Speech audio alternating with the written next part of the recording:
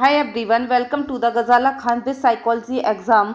I am going to discuss about June 2023 latest paper part 8। यहाँ पे आज हम डिस्कस करने वाले हैं। पार्ट 7 तक हमारा डिस्कस हो चुका था, अब ये पार्ट 8 हम लेके आए हैं। सो ये अब सीरीज कंटिन्यू चलने वाली है हमारे एग्ज़ाम तक, जो हमारा एग्ज़ाम दिसंबर में आने वाला है। सो ये वाले जो पेपर हैं ये लेटेस्ट पेपर है सबसे ज़्यादा। सो आपके लिए इस पर फोकस करना है, इसके PYQ लगा के ही जाना है। सो देख लेते हैं, ये हमारा सीरीज़ हो चुका था 7 तक, अब आठवां पार्ट हम इसमें डिस्कस करते हैं। सो यहाँ पे देखते हैं, हाँ यहाँ से 31 से ये वाला होना था। सो 31वां क्वेश्चंस क्या बोलता है, यहाँ पे थोड़ा सा जूम कर लेते हैं। 31 क्वेश्चंस बोलता है कि which among the following is true about process of extension of behaviour in classical condition. Classical condition में एक्सटेंशन ऑफ बिहेवियर की प्रोसेस क्या है। सो क्या हो जाता है, इसमें क्या होता है, जब भी क्लासिकल कंडीशन में एक्सटेंशन की प्रोसेस होती है तब क्या होता है, इंक्रीज होता है magnitude of CR, gradual dismiss होता है CR, and CS and US develop strong association. जो CS और US का स्ट्रॉन्ग एसोसिएशन बन जाता है, या UCS फॉलो करता है CS को। सो UCS यहाँ पे क्या है, ये फूड है, ये यहाँ पे फूड है UCS, और CS क्या है, एक तरह से रिस्पॉन्स है। ओके, एक तरह से CS जो है वो रिस्पॉन्स है। सो यहाँ एक्सटेंशन की प्रोसेस में क्या होता है, एक्सटेंशन की प्रोसेस में होता है कि ग्रेजुअली डिसमिस हो जाता है हमारा CR। जो CR होता है वो ग्रेजुअल डिसमिस हो जाता है। ओके, जो हम रिस्पॉन्स देने की कंडीशंस होती है वो धीरे धीरे डिक्लाइन होने लगती है, धीरे धीरे डिक्लाइन होने लगती है। सो इसको क्या बोलते हैं, एक्सटेंशंस बोलते हैं। देख लेते हैं डिटेल्स में, इसका एक्सप्लेनेशन देख लेते हैं। ये इसका एक्सप्लेनेशन है पूरा। सो यहाँ पे थोड़ा सा जूम करके,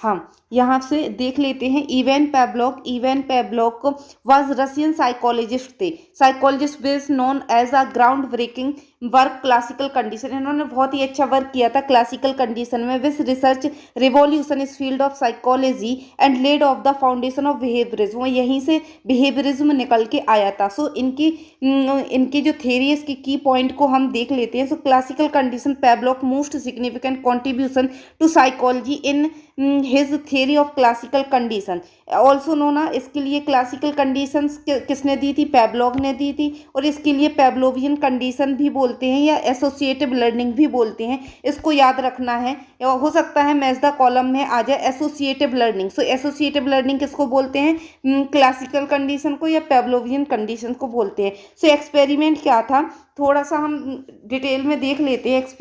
एक्सपेरिमेंट क्या था कि in which famous experiment with dog, Pavlov को observe that dog naturally salivated when presented with food unconditioned stimuli। जैसे ही unconditioned stimuli मतलब फूड, जैसे ही फूड डॉग के सामने आता था सो वो सलाइवेट करना स्टार्ट कर देता है था naturally. So he then paired the presentation of food with a sound. जैसे जैसे इन्होंने प्रेजेंट एक साउंड को पेयर किया, मतलब कि फूड एंड साउंड, एक फूड रखा और प्लस घंटी बजाई, घंटी बजा दी, तो इनका उन्होंने क्या किया, एक पेयर बनाया। अब वेल जो था वो न्यूट्रल स्टूमुलस था। Over time the dog began associate the bell. Over time कई बार ये दिया कि फूड दिया प्लस घंटी बजा दी, फूड दिया प्लस बेल बजा दी, तो ये एसोसिएशन होते होते क्या हुआ कि the bell with food and start salivation sound alone. अकेला उसने साउंड बजाया और वैसे ही कंडीशन रिस्पॉन्स या कहें स्लाइवेशन निकलना स्टार्ट हो गया। सो CS यहाँ पे आना स्टार्ट हो गया, CS आना यहाँ पे स्टार्ट हो गया। सो क्या था, जैसे कि फॉर एग्जांपल जब हम लोग छोटे थे या अभी भी, जैसे ही स्कूल की घंटी बजती थी, बेल बजती थी और लंच होना स्टार्ट हो जाता था, लंच हमारा होता था, तब जैसी घंटी बजती थी तो हमारे मन में वही आ जाता था कि अब हम लंच करेंगे। सो वही सारी रिस्पॉन्स आना स्टार्ट हो जाते थे, लार आना स्टार्ट हो जाती थी, मन में पेट में गुड़गुड़ होना स्टार्ट हो जाता था कि भूख लगने लगी है। सो जो आपका ये बेल बजती हुए ये रिस्पॉन्स आता था तो उसको क्या बोलते थे, कंडीशन रिस्पॉन्स उसको बोलते हैं। ओके, सो इनकी बेसिक टर्मिनोलॉजी देख लेते हैं। Uncondition stimulus, UCS, a stimulus that naturally trigger a response without any pair learning. मतलब कि ये क्या है, यूसीएस अनकंडीशन स्टिमुलस होता है कि ये स्टिमुलस जो होता है वो नेचुरली ट्रिगर कर देता है आपके रिस्पॉन्स को बिना किसी लर्निंग की। जैसे कि एक छोटा बच्चा है, वो उसे भूख लगती है तो वो दूध की तरफ जाता है, सो वो उसका रिस्पॉन्स है। जैसे ही हमें भूख लगती है तो हम फूड की तरफ जाते हैं, तो ये कोई लर्निंग नहीं हुई, ये ऑटोमेटिकली ये रिस्पॉन्स निकल के आया है। सो इसके लिए हम बोलते हैं यूसीएस। अनकंडीशन रिस्पॉन्स क्या है, unnatural response elect by the uncondition stimuli. अब जो भी हमारा नेचुरल रिस्पॉन्स निकल के आ रहा है किसके थ्रू, अनकंडीशन स्टिमुलस के थ्रू। मतलब कि जो फूड है उसके थ्रू ही हमारी लार निकल के आ रही है, या नेचुरली हमें भूख लगने लगती है, सो वो हो जाता है अनकंडीशन रिस्पॉन्स। फिर अब कंडीशन स्टिमुलस पे आते हैं।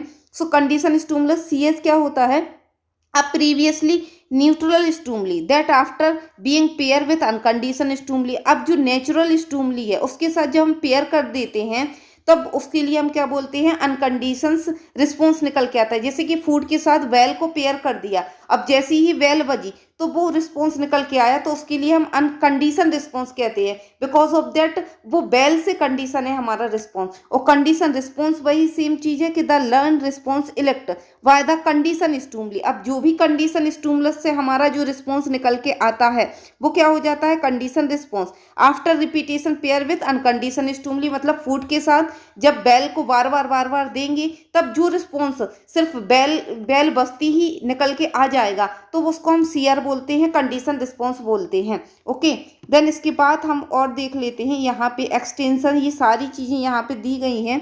सो जनरलाइजेशन क्या होता है, जनरलाइजेशन होता है कि Pavlov found that once a condition response, जैसे ही पेवलोक ने पाया कि कंडीशन रिस्पॉन्स निकल के आया, was established for one specific stimuli, similar stimuli could also elect the response, this is known as the generalization। generalization मतलब होता है एक समान होना, एक तरह से समानता या सिमिलर चीज। जैसे कि बेल बजाई ट्रन ट्रन या बेल बजाई ट्र ट्र, तो ये क्या है, एक सिमिलर सा है, सिमिलर साउंड है। तो जो डॉग होता है वो कंफ्यूज हो जाता है और उस पर भी स्लाइवेट करना स्टार्ट हो जाता है।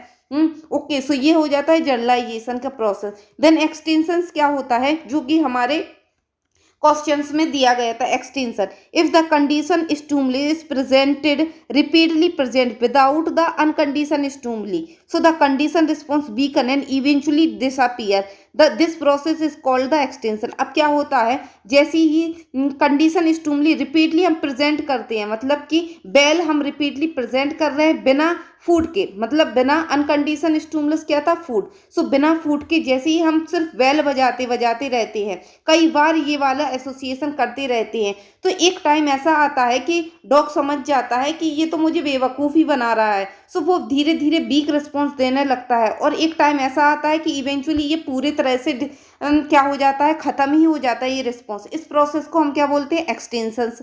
और स्पॉन्टेनियस रिकवरी क्या है, after a period of rest following extension. अब एक्सटेंशन के बाद स्पॉन्टेनियस रिकवरी आता है। सो एक्सटेंशन हो गया, अब स्पॉन्टेनियस रिकवरी क्या हो गया कि कंडीशन रिस्पॉन्स में भी रीअपियर। अब जो कंडीशन रिस्पॉन्स था, मतलब कि बेल बजाते ही जो लार आने लगती थी, जो हम रिस्पॉन्स देते हैं वो फिर से आएगा temporary, when the condition stimuli is present again. मतलब कि कंडीशन स्टिमुली जब दिया, अब क्या होता है कि एक्सटेंशन हो गया, मतलब कि रिस्पॉन्स आना टोटली बंद हो गया। फिर कुछ टाइम गैप के बाद क्या करते हैं कि फिर से उसके लिए थोड़े टाइम के बाद घंटी देते हैं, तो उसको लगता है कि शायद फूड मिलेगा, तो वो एक्सपेक्टेशन उसकी होती है कि अब फूड मिलेगा, काफ़ी टाइम से नहीं मिला, तो वो थोड़ा बहुत क्या कर देता है, रिस्पॉन्स दे देता है, रीअपियर हो जाता है टेम्परेरी बेस पे। तो उसको स्पॉन्टेनियस रिकवरी बोलते हैं कि रिकवर हो गया हमारा जो रिस्पॉन्स था। देन हायर ऑर्डर कंडीशन क्या है, Pavlov demonstrate that natural stimuli could become a condition stimuli by pair with a already established condition। जो already established stimulus होता है उसके पेयर के साथ हम कंडीशन करते हैं, सो हायर ऑर्डर कंडीशनिंग हो जाता है। जैसे कि फूड को हटा दिया, अब फूड की जगह आपने ऐसे चुटकी बजाई, ऐसे ये बजाई प्लस साउंड दिया, तो एक टाइम ऐसा आएगा कि ये चुटकी बजाई, इस पे कंडीशन हो जाएगा, साउंड पे नहीं होगा, क्योंकि साउंड प्रॉपर्टी ले लेता है यूसीएस की। सो आई होप आपको यहाँ तक क्लियर होगा कि क्या होता है यहाँ पे एक्सटेंशन। यहाँ फिर से देख लेते हैं जो हमारे पेपर में क्वेश्चंस में आया हुआ था।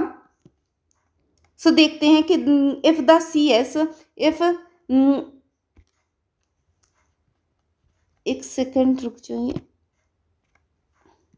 हाँ, if the C S is present without the US. अब यूएस क्या था, सी एस प्रेजेंट करते हैं विदाउट यूएस मतलब फूड, फूड जो फूड था विदाउट यूएस, जैसे जैसे हम घंटे दे रहे हैं, and this process is repeated often enough the CS is eventually stop electing the CR. At this point the CR is set the extinguish। मतलब कि सिर्फ हम घंटी दे रहे हैं, बेल बजा रहे हैं और फूड नहीं दे रहे हैं, विदाउट फूड हम सिर्फ घंटी बजा रहे हैं। तो एक टाइम ऐसा आता है कि डॉग जो होता है वो सलाइवेट करना बंद कर देता है। जैसे यहाँ पे बेल दे रहे हैं वो सलाइवेट कर रहा है, यहाँ पे बेल दे रहे हैं वो सलाइवेट कर रहा है, और यहाँ पे कोई भी फूड नहीं दिया जा रहा है, नो फूड, फूड नहीं दिया जा रहा। तो एक कंडीशन ऐसी आती है कि यहाँ पे फूड नहीं होता तो यहाँ पे कोई भी सलाइवेशन नहीं होता, इसको एक्सटेंशन की प्रोसेस बोलते हैं। अब यहाँ पे फिर से हम अपने क्वेश्चंस पे चलते हैं कि which among the following is true about process of extension of behaviour in classical condition. Classical condition में जो एक्सटेंशन की प्रोसेस है उसके दरमियान ये कौन सी चीज़ें हैं जो सही हैं। So increase the magnitude CR। अब इंक्रीज कैसे होगा, जो CR मतलब रिस्पॉन्स इंक्रीज तो होगा नहीं, ग्रेजुअल डिसमिस द CR। सो ये हो जाएगा कि ग्रेजुअली वो धीरे धीरे डिसमिस हो जाएगा। CS and US develop strong association. कैसी होगी एसोसिएशन, जब CS के साथ फूड दे ही नहीं रहे हैं। Then UCS follow the CS, ये हमारा टेम्पोरल कॉन्टिग्यूटी में ये चीज़ आता है। सो ये तो नहीं होगा। सो इसके थ्रू क्या हो जाता है, gradually dismiss of the CR। I hope यहाँ तक क्लियर होगा, आई होप यहाँ तक क्लियर होगा। अगर क्लियर नहीं है तो आप पूछ सकते हैं डिस्क्रिप्शन बॉक्स में, ओके, कमेंट बॉक्स में आप पूछ सकते हैं। देन इसके बाद देख लेते हैं 32 क्वेश्चन। पेडोसेंट्रिज्म, पेडोसेंट्रिज्म इज। अब पेडोसेंट्रिज्म क्या है, अब पेडोसेंट्रिज्म का मतलब क्या है, यहाँ पे अब इन ये ऑप्शंस दिए गए हैं, ये थोड़ा न्यू कॉन्सेप्ट दिया था एनटीए वालों ने। सो देख लेते हैं। So the path of knowledge and guide the child to get knowledge. Show करते हैं path of knowledge and guide करते हैं चाइल्ड को उसकी नॉलेज की तरफ। Centre on child skill and behaviour, ये जो है जो ये अप्रोच जो है ये सेंटर है child and skill and behaviour. Involve the child behaviour and parent and teacher, इसमें इन्वॉल्व होते हैं पेरेंट एंड टीचर्स के behaviour. And then focus how the child work and progress he see make. अब इसमें child progress करता है, प्रगति करता है। सो इसमें सही आंसर क्या हो जाएगा, इसका सही आंसर होता है ये फर्स्ट वाला, so the path of knowledge and guide the child to get knowledge. इसमें क्या होता है कि ज्ञान का मार्ग प्रदर्शन करता है और बच्चे का ज्ञान प्राप्ति हेतु निर्देशित करता है। मतलब यहाँ पे गाइड करेंगे बच्चों के लिए। अब कैसे करेंगे, ये थोड़ा थोड़ा प्याजे से मिलता जुलता है, बट ये प्याजे की थ्योरी से नहीं है। सो इसमें देखते हैं पेडोसेंट्रिज्म क्या है। सो पेडोसेंट्रिज्म क्या होता है, paedocentrism refer to a focus on children और चाइल्ड सेंटर्ड अप्रोच। सबसे पहले तो ये चिल्ड्रन और चाइल्ड सेंटर्ड अप्रोच है in psychological research and practice में, ओके, चाइल्ड सेंटर्ड अप्रोच है। It emphasise understand and addressing unique need. अब ये एम्पेसाइज क्या करता है, अंडरस्टैंड क्या करता है, एड्रेस करता है unique need, development and experience of children. Children की यूनिक नीड क्या है, हर एक चिल्ड्रन, हर एक बच्चा इंडिविजुअल है, हर एक बंदा इंडिविजुअल है। सो उनकी यूनिक नीड, उनकी अलग अलग नीड है, उनका डेवलपमेंट स्टेज भी अलग है, उनका कल्चर भी अलग है, उनके एक्सपीरियंस भी अलग है।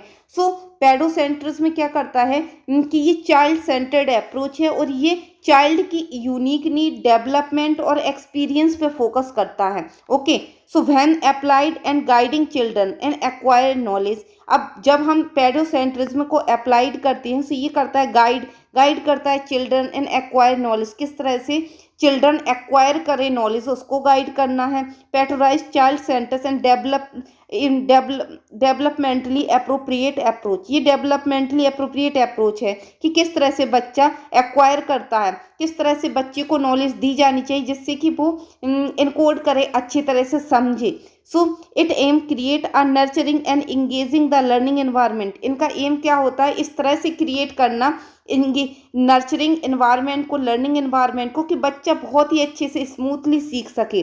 सो environment that support so the path of knowledge, उन्हें शो करना path of knowledge and guide the child to get knowledge, और गाइड करना कि किस तरह से चाइल्ड नॉलेज को गेन कर सकते हैं, and child growth and foster life long love for learning, और इस तरह से गाइड करना कि वो लर्निंग के लिए बहुत ही ज़्यादा लाइफ लॉन्ग तक ग्रोथ कर सके, उससे लर्निंग इन्वायरमेंट को लव कर सके, अच्छे से सीख सके। सो ये हो जाता है पेडोसेंट्रिज्म। अब देख लेते हैं फिर से कि यहाँ पे देखिए ये सेम लाइन है, so the path of knowledge and guide the child to get the knowledge, कि बच्चों को गाइड करना, so the path of knowledge and guide the child get of knowledge. So ये हो जाता है पेडोसेंट्रिज्म। आई होप यहाँ तक क्लियर होगा। नेक्स्ट क्वेश्चन पे चलते हैं।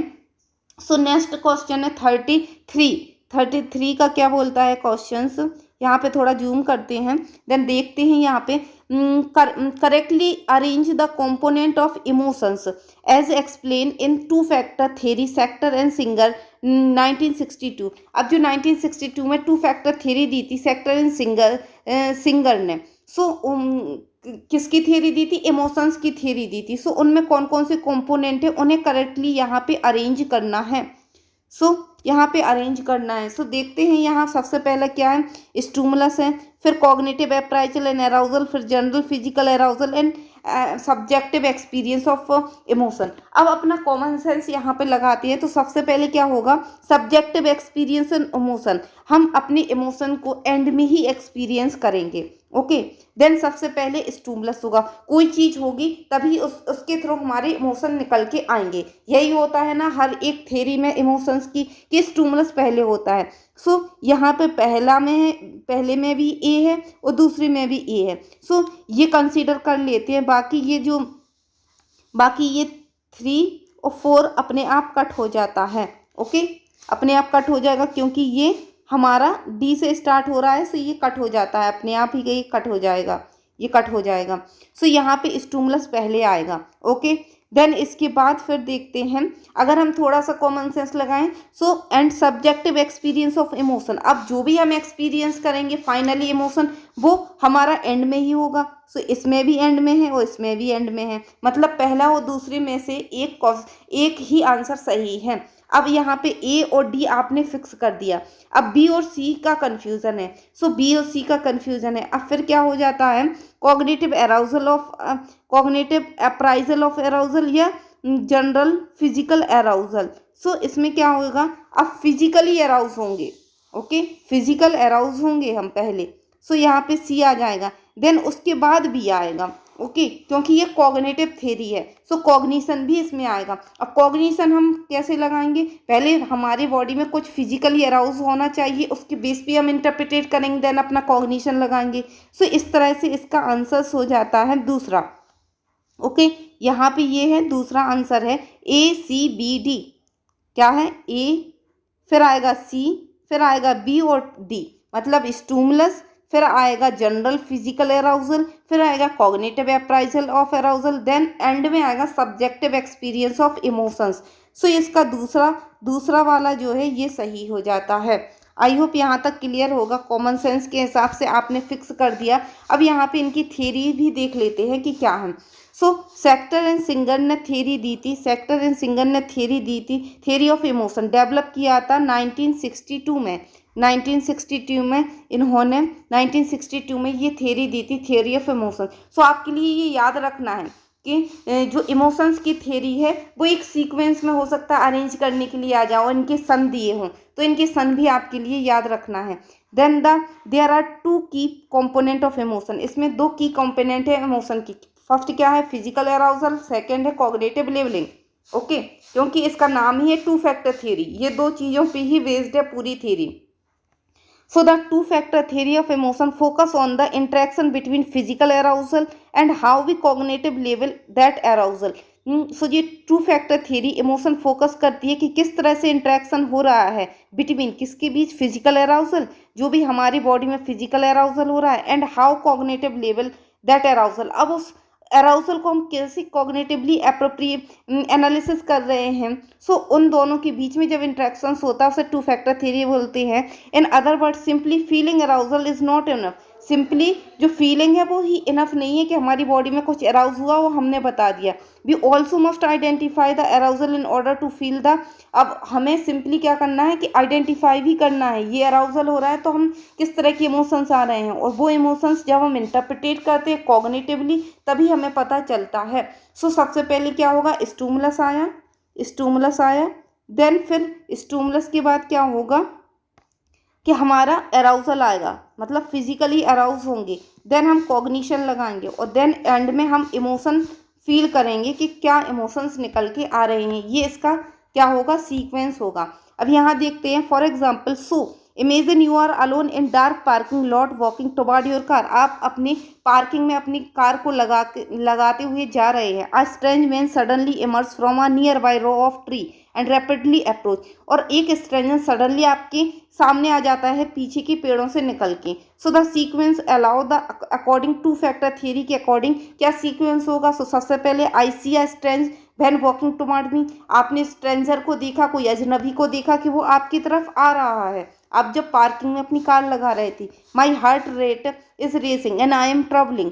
आपकी हार्ट रेट क्या हो गया, बहुत ज़्यादा हाई हो गई और आप कांपने लगे, ट्रबलिंग करने लगे। सो ये क्या हो गया, ये स्टूमुलस है, ये स्टूमुलस है, ये फिजिकली अराउज हुए, आप यहाँ पे फिजिकली अराउज हुए, फिजिकली अराउज हुए। My rapid heart rate troubling are caused by fear. अब यहाँ पे आपने क्या किया, कॉग्निशन अप्लाई किया कि मेरी हार्ट रेट बहुत ज़्यादा हाई हो रही है, बिकॉज ऑफ दैट हम फियर है। सो यहाँ पे कॉग्निशन हुआ और देन यहाँ पे क्या हुआ, आपने पूरा इमोशंस फील कर लिया कि मैं बहुत डरा हुआ, आई एम एफ्राइड।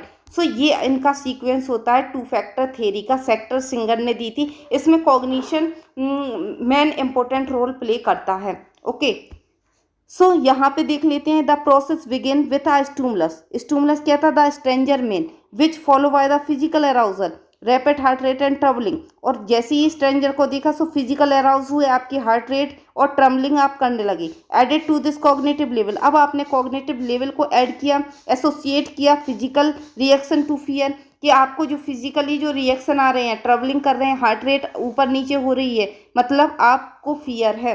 और which is immediately follow by the conscious experience of the fear. और आपने कॉन्शियसली एक्सपीरियंस कर लिया कि मैं बहुत ज़्यादा डरा हुआ हूँ। सो ये हो जाता है टू फैक्टर थ्योरी। यहाँ पे आप हमने हर तरीके से आपके लिए ये इसको समझाया है विद डिटेल में, कि अगर इससे कोई आ जाए क्वेश्चंस तो मिस ना हो, चार्ट के फॉर्म में भी और स्लाइड्स के फॉर्म में भी समझाया। सो यहाँ देख लीजिए कि sight of oncoming car presenting a stimuli, यहाँ से कार आ रही है, सो जली हुई सी आग लगी हुई है। पॉन्डरिंग हार्ट रेट अराउजल, आपने यहाँ का आपका अराउजल ऊपर नीचे हो गया। और साथ ही साथ आपने कॉग्निटिव लेवल किया, आई एम एफ्राइड, कि मैं बहुत ज़्यादा डरा हुआ। और फाइनली आपका रिएक्शन निकल के आ गया फियर इमोशन, कि आपने बहुत ही ज़्यादा फियर है या आपको डर लग रहा है। सो ये हो जाती है सेक्टर एंड सिंगर की theory, two factor theory. I hope यहाँ तक क्लियर होगा। अगर क्लियर नहीं है तो कमेंट में आप पूछ सकते हैं। देन इसके बाद देख लेते हैं 34 क्वेश्चंस है यहाँ पे, which of the following are true about multiple regression. अब मल्टीपल रिग्रेशन के दौरान ये कौन सी चीज़ जो है वो सही है। सो इसमें क्या हो जाता है, यहाँ पे देखते हैं, it's is a regression line, there are more than one criterion variable, there are more than one predictor variable, और it does not have intercept concept. So यहाँ पे इसका सही आंसर क्या होता है, इसका सही आंसर होता है दूसरा। दूसरा कैसे, it is a linear regression. ये लीनियर रिग्रेशन है क्योंकि इसमें लीनियरली रिग्रेशन, मतलब कि इस तरह से रिग्रेशन लाइन बनती है जब भी हम एक्स वाई जो इनकी जो ग्राफ होती है इस पर लीनियर रिग्रेशन लाइन बनती है, बिल्कुल सीधी रिग्रेशन लाइन बनती है। ओके, सो ये रिग्रेशन हो जाता है। Then there are more than one criteria, इसमें दो या दो से अधिक क्राइटेरियन वेरिएबल होती है। क्राइटेरिया मतलब डीबी इसमें दो या दो से अधिक ही होंगे। Okay, so there are more than one criterion variable. So इसका पहला और इसका सही हो जाता है कौन सा है, दूसरा, ए और सी। हाँ, यहाँ पे there are more than one predictor, यहाँ पे सॉरी ये नहीं है, यहाँ पे ये है there are more than one predictor होता है, सिर्फ एक ही प्रेडिक्टर होते हैं। There are more than one predictor, इसमें एक से अधिक भविष्यवाची होता है। सो ए और सी यहाँ पे सही हो जाता है। अब इसको डिटेल्स में देख लेते हैं कि क्या होता है। सो रिग्रेशन क्या है सबसे पहले। So regression is the next advance step after correlation. Regression क्या होता है, नेक्स्ट एडवांस स्टेप होता है। जब हम कोरिलेशन लगाते हैं उसके बाद, कोरिलेशन के बाद ही रिग्रेशन आता है। ओके, सो ये एडवांस स्टेप इसको बोलते हैं। Regression is used for making predictions. अब क्या होता है, रिग्रेशन यूज्ड होता है making prediction, thus it is also known as a regression prediction analysis. अब जो रिग्रेशन होता है वो यूज्ड होता है प्रिडिक्शन करने के लिए, कि हम प्रिडिक्ट करते हैं इसमें। ओके, सो इसमें होता है कि रिग्रेशन हम क्यों लगाते हैं, क्यों, सबसे पहले देख लेते हैं कि रिग्रेशन हम क्यों लगाते हैं, कि हम प्रिडिक्ट कर सके कि अगर एक्स नंबर पे, जो एक्स 10 नंबर है, एक्स नंबर पे जो है, एक्स नंबर पे 10 नंबर से बढ़ेगा, एक्स 10 नंबर से बढ़ेगा, तो इस बेस पर हम निकालेंगे कि वाई भी कितने पॉइंट से बढ़ेगा। जैसे कि एक्स है वो 10 नंबर से बढ़ रहा है, तो वाई हमारा कितने नंबर से बढ़ेगा, ये हो जाता है हमारा रिग्रेशन। इसके बेस पे हम इसको प्रिडिक्ट करते हैं, एक्स के बेस पे हम वाई को प्रिडिक्ट कर रहे हैं। और जब हम प्रिडिक्ट करते हैं, भविष्यवाणी करते हैं, जैसे कि स्ट्रेस है, स्ट्रेस हाई है या लो है, उसके बेस पे हमारी परफॉर्मेंस कैसे होगी। सो परफॉर्मेंस को जब हम प्रिडिक्ट करते हैं, सो ये हो जाता है रिग्रेशन। ओके, और ये सबसे पहले देख लेते हैं पैरामेट्रिक मेथड है। नॉन पैरामेट्रिक और पैरामेट्रिक होता है, सो रिग्रेशन पैरामेट्रिक में आता है। अब multiple regression is an extension of simple bivariate regression. अब मल्टीपल रिग्रेशन ऑब्वियस है कि ये सिंपल रिग्रेशन का एडवांस लेवल ही है। इसमें क्या होता है कि the goal of multiple regression is to enable the researcher to assess relationship between a dependent. अब इसमें हम रिलेशनशिप देखते हैं बिटवीन किन किन के बीच, डिपेंडेंट जिसे कहते हैं डिपेंडेंट वेरिएबल, जिसे कहते हैं predicted, and several independent variable जिसे कहते हैं प्रेडिक्टर। सो इसमें मतलब आई वी जो है, ये है जो आई वी जो है वो तो 2 या 2 से अधिक हो सकते हैं, बट डी भी एक ही होगा, प्रेडिक्टेड जो होगा वो एक ही होगा। अब यहाँ पे देखिए, यहाँ पे ये था there are more than one predictor. अब जो प्रेडिक्टर है वो मोर देन हो जाएगा। ओके, ये है प्रेडिक्टर, मतलब किसकी बात की गई है, आईवी की। आईवी तो 2 या 2 से अधिक हो सकते हैं, बट डीबी एक ही होगा मल्टीपल रिग्रेशन में, और डीबी को प्रेडिक्टेड बोलते हैं। यहाँ पे याद रखना है, टेड है और टर है, प्रेडिक्टेड और प्रेडिक्टर। ओके, कंफ्यूज नहीं होना, आगे देख लीजिए, यहाँ से और अच्छे से क्लियर होगा कि the multiple regression also known simply as multiple linear regression, जो कि आपके क्वेश्चंस में था। मल्टीपल रिग्रेशन को क्या बोलते हैं, also known simply multiple linear regression. Okay, is a statistical technique that is use several explanatory variable to predict the outcome of the response variable. इसमें क्या सेवरल एक्सप्लेनेटरी वेरिएबल है जो प्रेडिक्ट करेंगे outcome and response variable को। Okay, so यहाँ पे देख लीजिए आप, यहाँ पे देखिए कि it is a linear regression line. अब ये लीनियर रिग्रेशन लाइन क्यों है, क्योंकि इसका ये देखिए, ये है multiple regression known as the linear regression. So यहाँ से फर्स्ट ऑप्शन आपका फिक्स हो जाता है। अब आ जाता है सेकंड। अब यहाँ पे देखते हैं प्रेडिक्टर वेरिएबल क्या हम। सो प्रेडिक्टर वेरिएबल को हम आई भी बोलते हैं, the variable being predicted form, जो कि प्रेडिक्ट होने वाला है। और क्राइटेरियन वेरिएबल को डी भी बोलते हैं, द वेरिएबल बीइंग प्रेडिक्टेड, जिससे हम प्रेडिक्ट करेंगे। सो यहाँ पे ये हो जाता है। सो इंडिपेंडेंट वेरिएबल प्रेडिक्टर वेरिएबल कहलाता है, और डिपेंडेंट वेरिएबल क्राइटेरियन वेरिएबल कहलाता है। और 2 और मोर प्रेडिक्टर वेरिएबल, अब 2 या 2 से अधिक प्रेडिक्टर वेरिएबल मतलब आई भी होंगे, तो उसे हम मल्टीपल रिग्रेशन बोल देंगे, जो कि हमारे क्वेश्चंस में था। ओके, सो ये हो जाता है हमारा, ये है, देख लीजिए यहाँ पे फिर से कि there are more than one predictor variable, पहला फिक्स कर दिया था। सो ए और सी इसका सही हो जाता, there are more than one predictor variable, 2 या 2 से अधिक वन प्रेडिक्टर वेरिएबल हो सकते हैं, 2 या 2 से अधिक वन प्रेडिक्टर वेरिएबल हो सकते हैं। सो से रिग्रेशन मल्टीपल रिग्रेशन बोलते हैं। आई होप यहाँ तक क्लियर होगा। देन इसके बाद देखते हैं, अगर क्लियर नहीं है तो आप कमेंट में पूछ सकते हो। देन इसके बाद देखते हैं 35 questions. So the emerge of the Oedipus and castration complex are the chief event of which stage of development in Freudian theory. अब ये फ्रॉइड वाली थ्योरी से आया है कि जो ओडिपस और कास्ट्रेशियन कॉम्प्लेक्स होता है वो स्टेज की किस इवेंट में आता है, ये बताना है। सो ये आ जाता है हमारा फैलिक स्टेज में। फैलिक मतलब यहाँ पे तीसरा सही हो जाता है। ओडिपस और कास्ट्रेशियन कॉम्प्लेक्स जो होता है फैलिक स्टेज में आता है। अब कैसे आता है, क्या आता है, थोड़ा सा थियरी इस पे ध्यान रख लेते हैं, देख लेते हैं। फ्रॉइड के 5 psychosexual stage of development. So word to word यहाँ पे oral, anal, phallic, latency and genital stage ये आती है। ये 5 स्टेज इन्होंने दिया हुआ है। ओके, सो ओरल स्टेज में क्या होता है, infant pleasure, effect on, infant को प्लेजर चाहिए और किससे चाहिए, माउथ मतलब सक करके। Anal, child pleasure focus anus and from the elimination. ये इसमें क्या होता है कि चाइल्ड जो होते हैं वो फोकस होते हैं एनस पे, इसमें टॉयलेट ट्रेनिंग वगैरह होती है बच्चे की।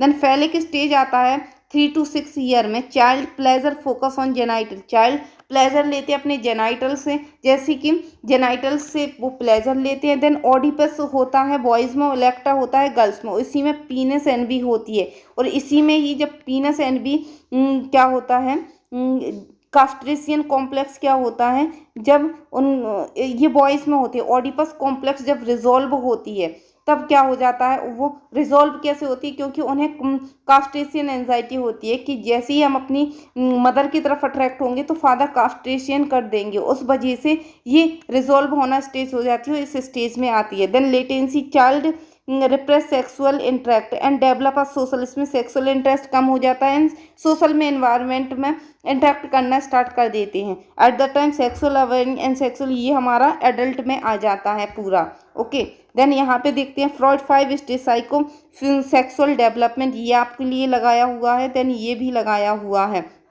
सो ये देख लेते हैं यहाँ पे द ओरल स्टेज 1 से 8 मंथ तक होती है। The infant pleasure centre around the mouth, pleasure centred क्या होता है, माउथ होता है। चुइंग करना, सकिंग करना, वाइटिंग करना and source of the pleasure, इससे उसे प्लेजर मिलता है। देन एनल 18 से 3 ईयर्स तक होता है। Child greatest pleasure involve anus and eliminate fixation associate with it. Freud believe that the exercise and anal muscles reduce tension, इसमें टॉयलेट ट्रेनिंग होती है। देन फैलिक में क्या है, बिटवीन 3 to 6, इसमें ओडिपस कॉम्प्लेक्स होता है एंड इलेक्ट्रा। ओडिपस कॉम्प्लेक्स क्या है कि बच्चा मदर की तरफ अट्रैक्ट हो रहा है और इलेक्ट्रा गर्ल्स फादर की तरफ अट्रैक्ट हो रही है। सो ये फैलिक स्टेज में, और इसी में ही कास्ट्रेशियन एंजाइटी आती है। देन इसमें लेटेंसी पीरियड आ जाता है, चिल्ड्रन रिप्रेस हो जाती हैं सारी सेक्सुअल एक्टिविटी और सोशली वो इन्वॉल्व हो जाती है। और जेनाइटल स्टेज में प्यूबर्टी के टाइम होता है, सो इसमें the source sexual pleasure become a someone outside family, outside family करती है, सेक्सुअली अराउज होते हैं, शादी वगैरह इसी स्टेज में होने लगती हैं। सो ये आ जाता है। सो ओडिपस कॉम्प्लेक्स जो हमारा उसमें दिया गया है वो क्या है, सो देख लेते हैं Oedipus complex. The occur during, ये ऑकर कब होता है, फैलिक स्टेज में। It is a child unconscious sexual desire to a opposite sex parent, इसमें अनकॉन्शियसली सेक्सुअल डिजायर होती है opposite sex parent, usually accompanied by hostile feeling toward the same sex the parents. इसमें क्या होगा कि जो girls होगी वो फादर की तरफ अट्रैक्ट होगी और मदर से हेट करेगी, मदर से यहाँ पे हेट होगा। Okay, so same same parent में, सेम सेक्स में क्या होता है, हेट होता है, अपोजिट में वो अट्रैक्ट होते हैं। सो इसमें boys have a confronting with their father for the affection of the mother. So boys है वो कन्फ्रंट करता है फादर से, अफेक्शन और रखता है मदर से, हॉस्टाइल टुवर्ड, और हॉस्टाइल होता है फादर से। But see aware the father physically, अब लेकिन वो धीरे धीरे अवेयर भी हो जाता है कि फादर फिजिकली मोर पावरफुल है। देयर फोर बॉयज एक्सपीरियंस करता है, इसी वजह से बॉय एक्सपीरियंस करता है कास्ट्रेशियन एंजाइटी। कास्ट्रेशियन एंजाइटी क्या है कि fear his father will punish him the castration, कि वो उसकी पीनस को कट कर देंगे। सो कास्ट्रेशियन एंजाइटी ये होती है अगर वो मदर की तरफ ज़्यादा अट्रैक्ट हुए, बिकॉज ऑफ दैट फादर ज़्यादा पावरफुल है। सो ये बच्चे को लगता है और धीरे धीरे ये रिजॉल्व होना स्टार्ट हो जाता है। और कब होता है, ये सुपर ईगो के टाइम में होता है। जब ये पूरी थ्योरी पढ़ोगे तब आपके लिए ज़्यादा अच्छे से समझ आएगा। देन यहाँ गया है गर्ल्स, गर्ल्स के लिए girls come similar conclusion expect the experience इन्हें पीनेसन भी होती है। Due to affect some girls में sense feeling of deprivation and loss of ई सेंस, इन्हें लगता है पीनस एनवी में कि वॉइस के लिए थोड़ा कुछ एक्स्ट्रा है हमारे पास नहीं है, सो उन्हें वो एनवी फील होना लगती है। Girls then blame the mother, और ये इसका ब्लेम वो अपने मदर पे डालती हैं कि मदर की वजह से है। Sending them into world so insufficiently equipped, so Freud ने इसे क्रिटिसाइज भी किया। सो ये आ जाता है इसमें। सो सॉल्यूशन क्या है, आइडेंटिफिकेशंस जब हो जाता है सो ये सारी चीज़ें रिजॉल्व हो जाती हैं।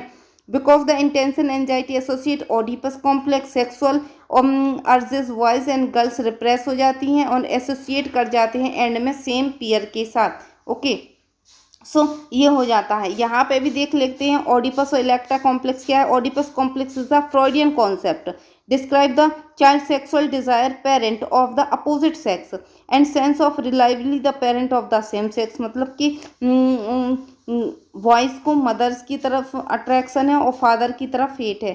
सो ये हो जाता है। इंट्रोड्यूस किया था फ्रॉइड ने और traditionally use describe boy attraction toward mother and sense of attraction mother की तरफ होगा और रिलायबिलिटी फादर की तरफ होगा। बॉय एक्सपीरियंस करती इसी वजह से कास्टेशन एंजाइटी और ये सारी चीज़ें फेलिक स्टेज में होती है।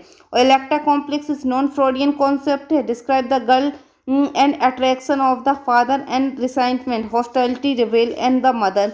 इंट्रोड्यूस कार्ल यूंग ने दिया था। ये आपके लिए याद रखना है कि इलेक्ट्रा कॉम्प्लेक्स फ्रॉइड ने नहीं, कार्ल यूंग ने दिया था, बट इनके कॉन्सेप्ट के अपोजिट ही ये कॉन्सेप्ट आया था। Describe a girl attraction toward the father, attraction father की तरफ होगा एंड मदर की तरफ रिलायबली होगा सेम जिसमें, और गर्ल से एक्सपीरियंस करती है पीनस एनवी। और ये सारी चीज़ें चलती कब हैं, फेलिक स्टेज में। ओके ये फेलिक स्टेज में चलती हैं, इस वजह से ये सही है। ओके आई होप यहाँ तक क्लियर होगा। कोई डाउट होता है, ये आपके पूरे क्वेश्चंस के आंसर है, यहाँ से आप मिला सकते हैं, यहाँ से आप मिला सकते हैं। सो आई होप ये सारी चीज़ें क्लियर होगी। बहुत टाइम बाद ये वाली सीरीज़ फिर से मैंने कंटिन्यू किया है। सो प्लीज़ आप इसको सपोर्ट कीजिए, जितना सपोर्ट करेंगे उतना मोटिवेशन मेरा भी बढ़ेगा और भी अच्छी अच्छी वीडियो PYQ पे लाने के लिए। तो आप सपोर्ट कीजिए, हो सकता है कि यूनिट वाइज भी आपके लिए प्रोवाइड किए जाएँ, बिकॉज अगर आपने सपोर्ट किया तो ही किए जाएंगे। ओके सो आज के लेक्चर में इतना ही। आई होप सारी चीज़ें क्लियर हुई होंगी। If you have any doubt you can ask me. और आप टेलीग्राम चैनल भी ज्वाइन कर लीजिए, Ghazala Khan with psychology exam. So आज के लेक्चर में इतना ही। Thank you so much, thanks for watching.